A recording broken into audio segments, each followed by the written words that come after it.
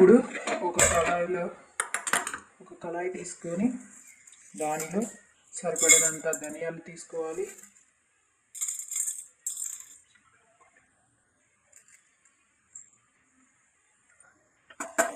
అవి కొంచెం వేగించుకోవాలి.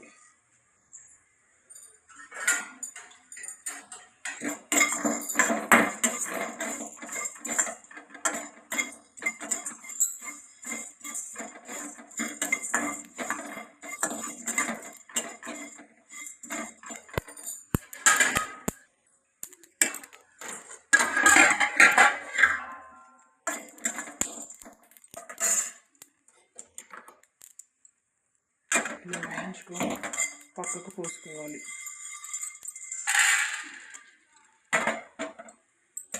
మళ్ళీ దానిలో సరిపడినంత జీలకర్ర,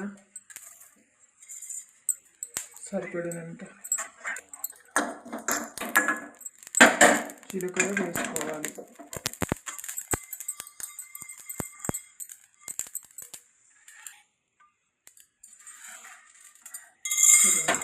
మినప్పప్పు కూడా కొంచెం వేయించుకోవాలి.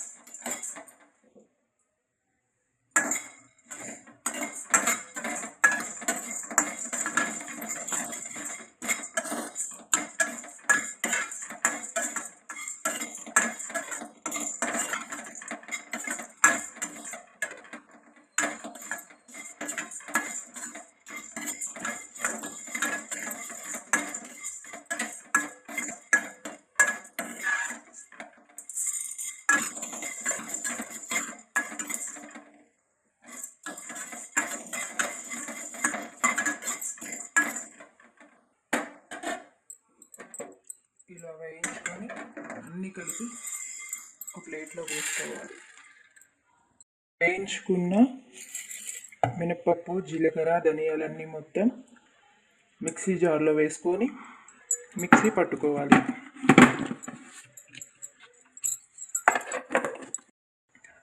ఇలా మెత్తగా మిక్సీ పట్టుకొని దానిలో ఎల్లిపాయలు, కారం సరిపడనంత,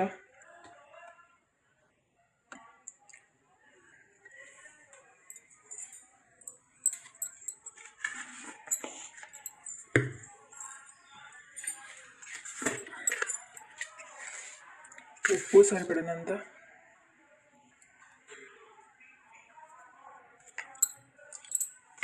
వేసుకొని మిక్సీ ఒకసారి పట్టుకోవాలి. ఇలా కారం, ఉప్పు, ఎల్లిపాయలు అంతా పట్టుకొని ఇలా మెత్తగా గ్రైండ్ చేసుకోవాలి. కాకరకాయ ముక్కలు ఇప్పుడు మనం వేయించుకుందాం. కాకరకాయ ముక్కలు వేయించుకోవడానికి ఒక కళాయి తీసుకొని దానిలో సరిపడినంత నూనె పోసుకోవాలి. ఈ నూనె వేడెక్కాక కాకరకాయ ముక్కలు వేసుకుందాం. నూనె వేడెక్కాక కాకరకాయ ముక్కలు కొన్నిగా వేయించుకోవాలి.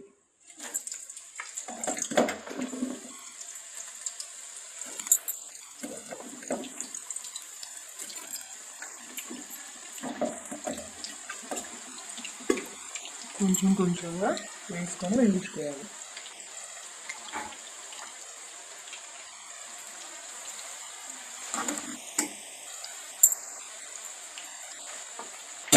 స్టవ్ని మీడియం ఫ్లేమ్లో పెట్టుకొని వేయించుకోవాలి.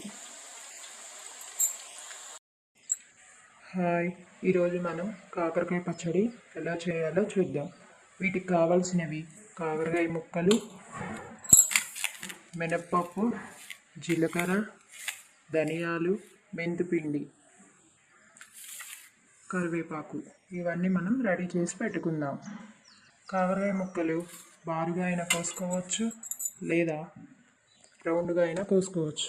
మనకు నచ్చినట్లు ఎలా అంటే అలా కోసుకోవచ్చు. నూనెలో నుంచి ఇలా వేయించుకొని తీసుకోవాలి. ఇలా అయితే కొంచెం ఎక్కువ రోజులు కూడా ఉంటుంది. దీనిలో మిక్సీ పట్టుకున్న కారంని కలుపుకోవాలి.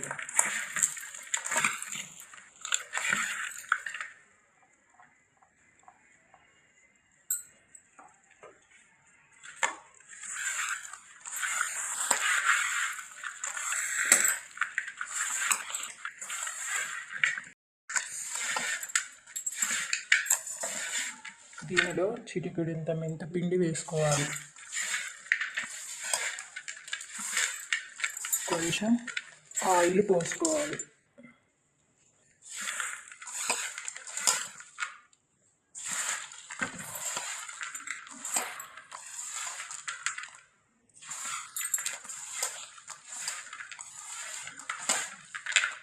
కారం, ఉప్పు మనకి సరిపడినంత తీసుకోవాలి.